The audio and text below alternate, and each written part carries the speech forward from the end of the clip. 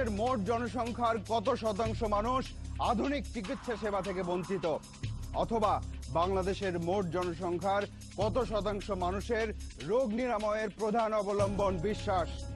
প্রশ্ন দুটি ঘুরিয়ে করা, কিন্তু উত্তর প্রায় একই রকম। এসব প্রশ্ন শুনে আপনারা অনেকেই হয়তো ভাবছেন তালাশ টিম এবার বাংলাদেশের চিকিৎসা ব্যবস্থা নিয়ে অনুসন্ধান করার জন্য মাঠে নেমেছে। না, ঘটনা পুরোপুরি সত্য নয়, বরং সত্যটা হলো এই যে আপনারা গত পর্বে মানুষের সব সমস্যার সমাধানের উপায় নিয়ে তালাশের যে জ্যোতিষ রাজ গুরু মা কামাখ্যা গুরু পর্বটি দেখেছিলেন, এবারের পর্ব তারই ধারাবাহিকতা। তালাশের এবারের পর্বের নাম ফকিরের কেরামতি। আমরা খারাপ মানুষের রোগ ধরা থাকি, আমি তো রোগের ভিতরে সবসময় থাকি, চুপ করা থাকি। 7 জন আসলাম, নিজেরা মাইরা হারাইছে 3-4 জন। আমরা তো রক্ত খাইরু।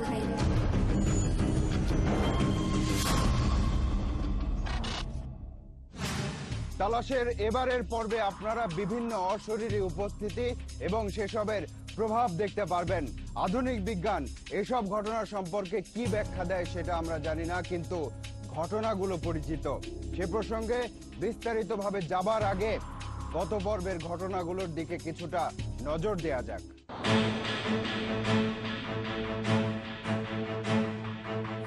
তালাশের 90তম পর্ব জ্যোতিষরাজ গুরু মা কামাখ্যা গুরু প্রচারিত হবার পর অনেক দর্শক বিভিন্ন ধরনের ভণ্ড ফকির এবং অপচিকিৎসা সম্পর্কে তালাশ টিমের কাছে তথ্য দিতে থাকেন।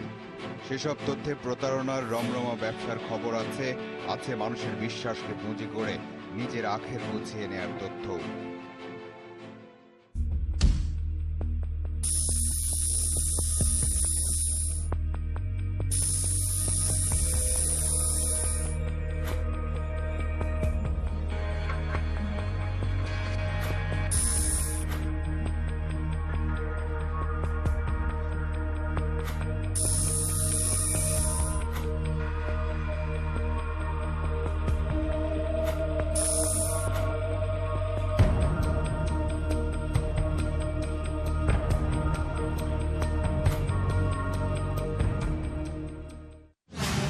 এবারের পর্বের শুরুটা মূলত এখান থেকেই।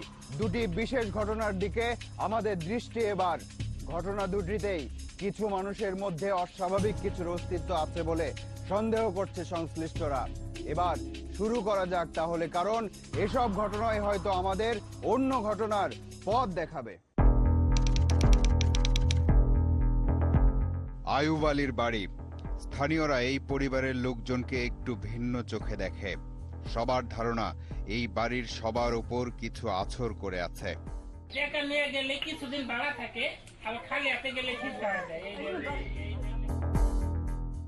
আয়ুব আলীর ছেলে ইউসুফ আলী বুদ্ধি প্রতিবন্ধী 2 যুগ ধরে। এর মধ্যে বিজ্ঞান ভিত্তিক কোনো উন্নত চিকিৎসা হয়নি ইউসুফের। আপনার স্ত্রী কোথায়? ওটা আপনি ওই সমস্ত যারা পর বুঝেন না, আপনি শিক্ষিত নেতা কথা বলেন না। হুটা নামের একজন ফকির ইউসুফের চিকিৎসা করছে শুরু থেকেই। হুটার কাছে গেলে নাকি ইউসুফের আচরণ কয়েকদিন ভালো থাকে, তারপর আবার আগের অবস্থায় ফিরে যায়। ফকির দেখানোর পরে ভালো হয়েছে, আবার 2 দিন ভালো হয়, আবার ওইরকম হয়ে যায়।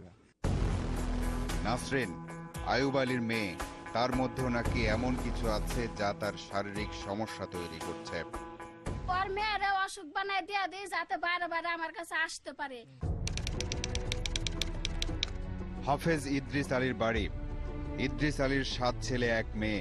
সেই 7 ছেলের একজন মহিউদ্দিন। জন্মের কয়েক মাস পরেই বোঝা যায় যে মহিউদ্দিন চোখে স্পষ্ট দেখে না। কাছের কোনো কিছু যদিও বা দেখতে পায়, কিন্তু ঝাপসা। জানলা দিয়ে কি দেখা যায় দেখতে পাচ্ছ? জানলা দেখছি মাঠ, গাছগাছালি দেখা যাচ্ছে, কিন্তু খুব স্পষ্ট না। চোখে দেখে না, তাই প্রাতিষ্ঠানিক কোনো শিক্ষা প্রতিষ্ঠানেও ভর্তি করা হয়নি মহিউদ্দিনকে। মহিউদ্দিনের এমন অবস্থা সম্পর্কে বলছেন তার মা। রিক্সাওয়ালা লোক তাড়াতাড়ি আমাকে টানছে, হঠাৎ ওই রিক্সার মধ্যে ওই চোখ মুখ উল্টাইয়া মরিয়া যাওয়ান দোস্ত। সেই থেকে কয়েকবার বিভিন্ন কবিরাজ আর ফকিরের কাছে গেছে এই পরিবার, কিন্তু মহিউদ্দিনের চোখের কোনো উন্নতি হয়নি। বাতাস থেকে এরকম দিনপুরের আক্রমণ হয়তো বা এরকম হইতে পারে। এই ঘটনাগুলোর কথা মনে রাখুন। ঘটনার ধারাবাহিকতায় এইসব চরিত্রই হয়তো আবারও সামনে চলে আসতে পারে। এবার আমরা একজন বিশেষ ব্যক্তির সাথে পরিচিত হব। তার নাম বা পরিচয় কিছুটা অন্যরকম। একই ধরনের চিকিৎসায় সব সমস্যার সমাধান করেন তিনি। নারায়ণগঞ্জের সোনারগাঁও উপজেলার মহজমপুর ইউনিয়নের এই গ্রামের নাম কোবাগা। এশিয়ান হাইওয়ের পাশের এই বাস স্ট্যান্ডের নাম লালপুরি হুজুরের স্ট্যান্ড। লালপুরি নামের একজন হুজুর আছেন এই মার্কেটে, তার নামেই এই বাস স্ট্যান্ডের নামকরণ। প্রতিদিনই 2 থেকে 300 জন রোগী আসে এই হুজুরের কাছে। প্রকৃত নাম আনোয়ার হোসেন। প্রথমে তালাশ টিমকে ক্যামেরা চালাতে বাধা দিলেন লালপুরি হুজুর। মাথা ব্যথা থেকে শুরু করে ক্যান্সার পর্যন্ত সব ধরনের রোগী আসে তার কাছে। সবার জন্যই একই চিকিৎসা, একই সমাধান। ওনার এখানে যে চিকিৎসাটা হয় এটা সমস্ত রোগেরই চিকিৎসা, যেমন প্যারালাইসিস। জানতে চাই কিভাবে এত ক্ষমতার অধিকারী হলেন লালপুরি হুজুর।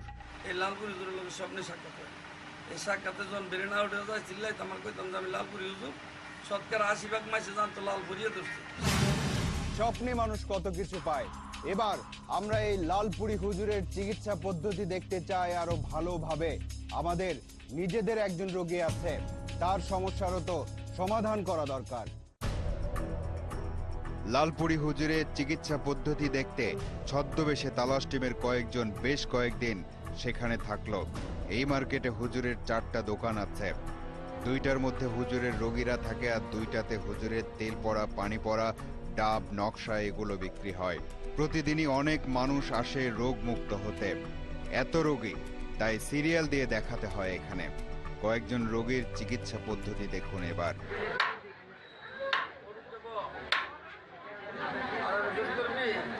চিকিৎসা করার সময় একটা মোটা কাঠ দিয়ে অন্য একটা কাঠে ঘষে আঘাত করে লালপুরি হুজুর।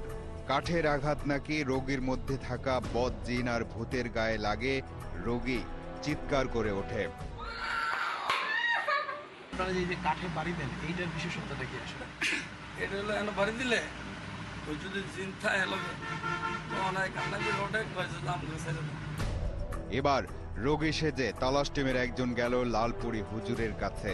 রোগীর নাম সজীব। হুজুর আসনে বসে রোগীদের চিকিৎসা দিচ্ছেন। সজীব আছে সিরিয়ালে। কিছুক্ষণের মধ্যেই সজীবের ডাক পড়ল।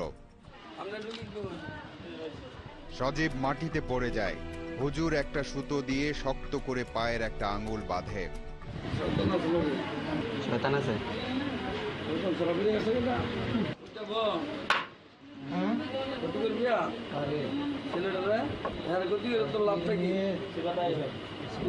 মুসলমান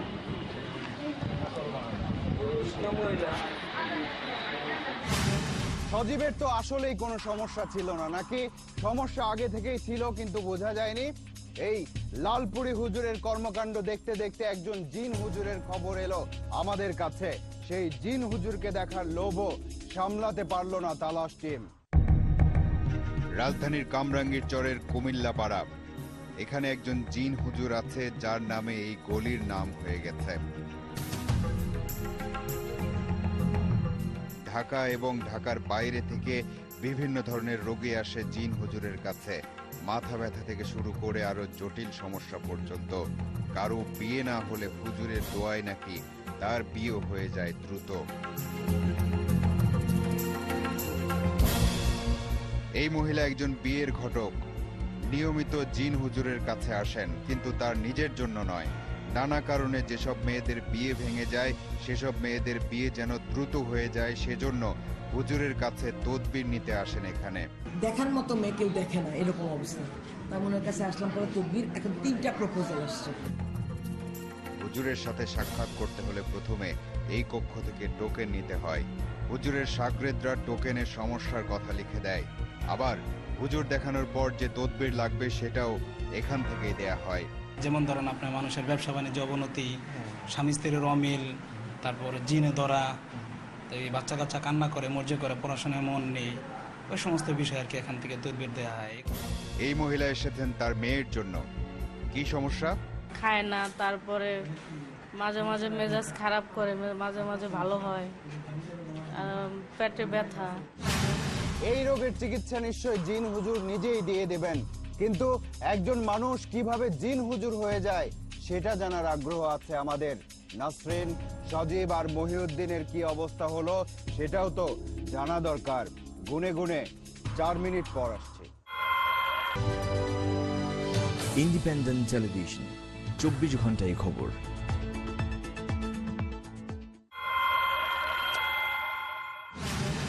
বিরতির আগে বলেছিলাম একজন মানুষ কিভাবে জিন হুজুর হয়ে যায় সেটা জানার আগ্রহ আছে আমাদের। আর এই প্রশ্নের উত্তর জানার জন্য সবচেয়ে ভালো ব্যক্তিকে, নিশ্চয়ই জিন হুজুর নিজেই। চলুন তাহলে এবার তার মুখ থেকেই শোনা যাক আসল ঘটনা। এই জিন হুজুরের প্রকৃত নাম নুরুল হক আজমি। তিনি প্রথমে একটা মসজিদের ইমাম ছিলেন, থাকতেন অন্যের বাড়িতে। সেই বাড়ির ছেলে মেয়েদের ধর্মীয় শিক্ষা দিতেন আর মসজিদের ইমামতি করতেন। এখন এই 3 বাড়ির মালিক জিন হুজুর একাই।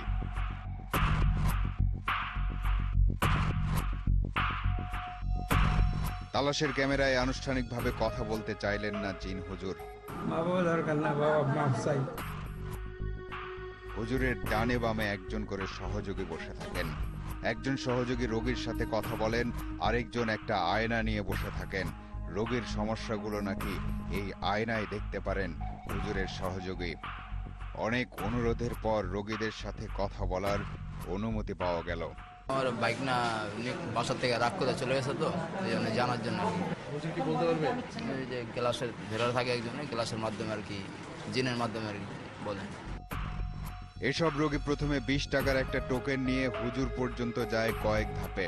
তারপর হুজুর তাবিজ থেকে শুরু করে পানি পড়া পর্যন্ত বিভিন্ন তদবির দেন।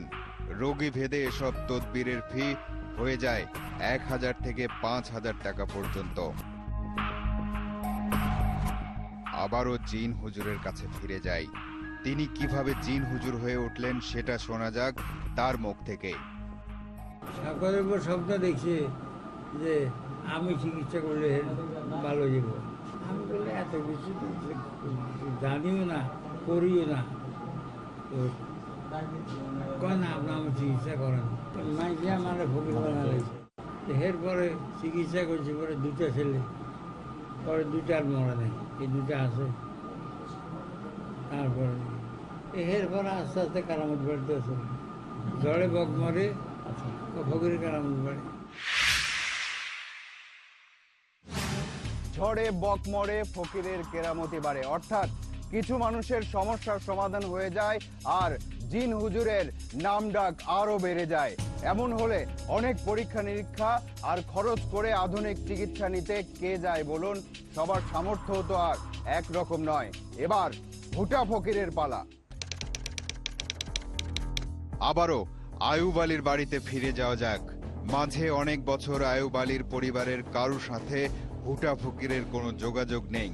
পরিবারের ধারণা হুটা ফকিরের সাথে যোগাযোগ আর টাকার লেনদেন নেই বলে হুটা তাদের পরিবারের সবার ভেতরে কিছু একটা দিয়ে রেখেছে। বালা করে 2 দিন কেন বালা করে, আবার 2 দিন বাদে আমার পাগল হয়ে যায়। তালাশ টিম যখন আয়ুব আলীর সাথে কথা বলছিল তখন পাশে বসে থাকা আয়ুব আলীর মেয়ে নাসরিন হঠাৎ চিৎকার করে উঠল। কি করছে আল্লাহ জানে, আর ওই জানে। এই বেটা তুই জানোস না ওর ভিতরে 30টা শয়তান দেয়া রাখছে মাথার মধ্যে। হ্যাঁ কি করবো, আমি কয়ে দিতেছি। নাসরিন নয়, তার মধ্যে থাকা আরেক খারাপ আত্মা নাকি এসব কথা বলছে। ওটাই কইছে যাতে ওর পোলারে নিয়ে গেলে গদ গদ টাকা কামাইতে পারবো, এর লেগা ওর পোলারে হুটা পুরাপুরি ভালো করে না। হুটা ফকিরের পাঠানো খারাপ আত্মা আছে নাসরিনের মধ্যে। সেই আত্মাগুলো নাসরিনকে শারীরিকভাবে অনেক ক্ষতি করছে। আমি রোগীর ভিতরে থাকি, এতক্ষণ কি কইছ না কইছ আমি সবই দেখতে পারছি। আমার নাম হচ্ছে ইবলিশ শয়তান। ইবলিশ শয়তান কোথায়? আমরা একই গ্রুপ, অগবাড়ি আরো মাসের লোক আছে। আমি হুটার কাছে থাকি, হুটায় পাঠাইছে, হুটায় আমারে রক্ত খাওয়ায়। কিছুক্ষণ পর সেই খারাপ আত্মা নাসরিনের মধ্যে থেকে চলে গেল। এবার স্বাভাবিক নাসরিন কথা বলছে। রোগী কইতাছে আমি কিছু কথা কই, এখন আমি ভিতরে ঢুকা পড়ি।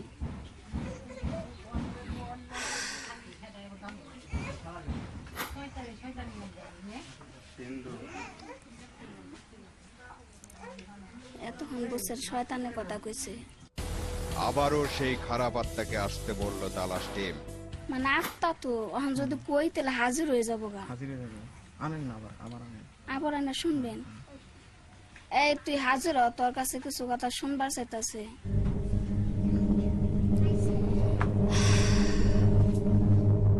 মুহূর্তেই চলে এলো সেই খারাপ আত্মা। কি ব্যাপার, আমি মাত্র ঢুকে গেলাম, আবার শোনার কি দরকার আছে? হুটা ফকিরকে খুঁজে বের করতে হবে এবার। তার খোঁজে মানিকগঞ্জের উদ্দেশ্যে তালাশ টিম। হুটা ফকিরের বাড়ি যাওয়ার পথে দেখা হলো তার মেয়ের সাথে। বাড়ির আশেপাশে নজর দিলেই বোঝা যায় এটা ফকির বা কবিরাজের বাড়ি। তিনি আসলেন। কুশল বিনিময়ের পরপরই তার চিকিৎসা পদ্ধতি সম্পর্কে জানতে চাইল তালাশ টিম।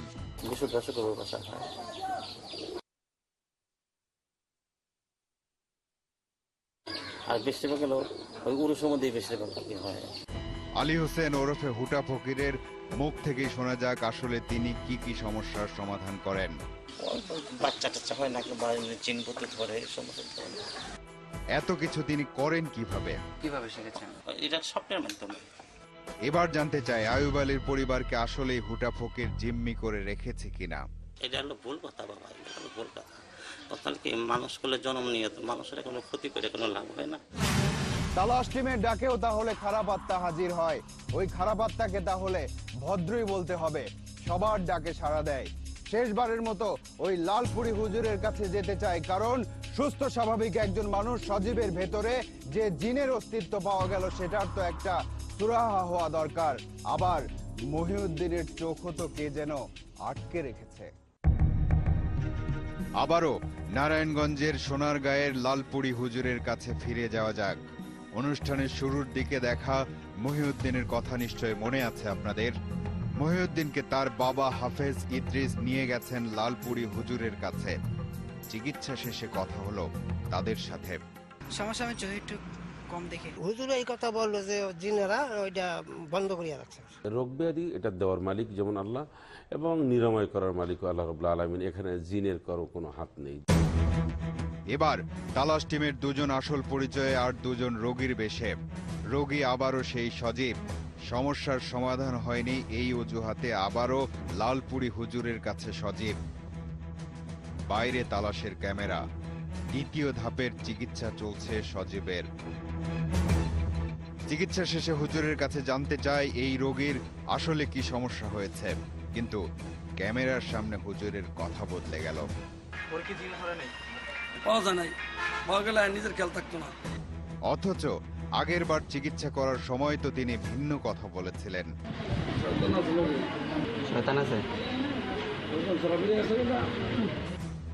এবার তাহলে লালপুরি হুজুর কি বলবেন? প্রথম দিনে হ্যার মুখ দেয় বলছিল, এখন পাওয়া যায় নাই। ওই দিন আসছিল কিন্তু বলছিল, আমি তো আর বলি না 7টা দিন আসছিল। হ্যার মুখ দিয়ে বলছে। আপনি বুঝতে পারেন না যে আপনি আসছে কিনা? এটা আমি বুঝতে পারবো হ্যার মুখ দিয়ে শুনলে, তারপরে এটা আসছিল কিনা। ওই দিন হ্যার মুখ দিয়ে বলছে দেখি আমি বলছি তাহলে জিন আছে। জিন রোগ ভালো করে দেবে বা সৃষ্টি করে দেবে এই ক্ষমতা অন্তত জিনের নাই। এটা আল্লাহ রাব্বুল আলামিনের হাতেই রয়েছে। ক্বালান নারু মাসওয়াকুম খালিদিন ফিহা, তোমাদের স্থান হচ্ছে জাহান্নাম। এর মানে হচ্ছে জিন দিয়ে যারা টাকা পয়সা ইনকাম করে বা জিন দিয়ে এই সমস্ত কার্যক্রম করে তাদের পরিণাম যে জাহান্নাম। হ্যাঁ, এই ব্যাপারে সন্দেহের অবকাশ নেই। এটা সূরা আনামের মধ্যে সুস্পষ্ট করে আল্লাহ বলে দিয়েছেন। মহিউদ্দিনকে বিশেষজ্ঞ ডাক্তারের কাছে নিয়ে যেতে চেয়েছিল তালাশ টিম, কিন্তু তার পরিবারের সম্মতি মেলেনি। তারা বিশ্বাস করে এটা জিনেরই কাজ। এ প্রসঙ্গে আবারও সেই জিন হুজুরের কথাই মনে পড়ছে। তিনি বলেছেন মানুষই তাকে ফকির বানিয়েছে। সমস্ত ঘটনা পর্যালোচনা করে এটা নিশ্চিত হওয়া গেছে যে জিন হুজুর সত্য কথাই বলেছেন। কোনো একটা ঘটনার প্রেক্ষিতে হয়তো কারো মনে বিশ্বাস তৈরি হয়েছে, আর সেই বিশ্বাস ছড়িয়েছে অন্য মানুষের মনে। তারপর সবগুলো বিশ্বাস এক হয়ে গিয়ে চেপেছে একজনের উপর, আর এসবের ফলাফল হিসেবে সেই একজনদের কেউ হয়েছে লালপুরি হুজুর, কেউ হয়েছে জিন হুজুর, কেউ বা হয়েছে হুটা ফকির। এবার যেতে হবে। আজ চলে যাচ্ছি কিন্তু যাচ্ছি না। পরবর্তী অনুসন্ধান শেষে তালাশ টিম আবারও এসে দাঁড়াবে আপনাদের সামনে। দর্শক, For more updates, subscribe to our channel, Click the show links and enjoy watching